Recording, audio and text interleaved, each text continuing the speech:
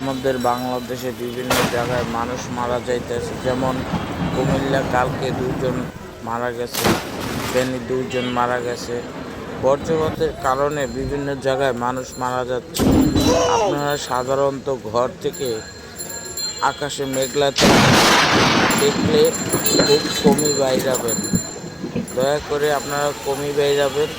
বজ্রপাতে প্রচণ্ড আওয়াজ এবং প্রচণ্ড বৃষ্টি ঝড় বাদলের কারণে খুব বড় বড় বজ্রপাতে গাছ বৃক্ষ আপনার কেটে যাচ্ছে এবং সারা দেশে এটি হচ্ছে।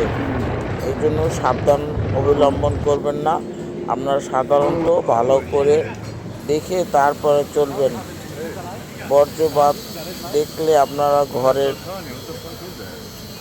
ঢুকে যাবেন বা আকাশের নিচে দাঁড়াবেন না কোথাও। ভালো করে দেখুন, আকাশের বজ্রপাত এমন বিস্ফোরকের চাইতেও বড় বড় বড় বোমের চাইতেও বিশাল বিশাল আকৃতি নিয়ে বজ্রপাত হচ্ছে। তাই অতি দ্রুত এইসব ভয় থেকে সাবধানতা অবলম্বন করবেন।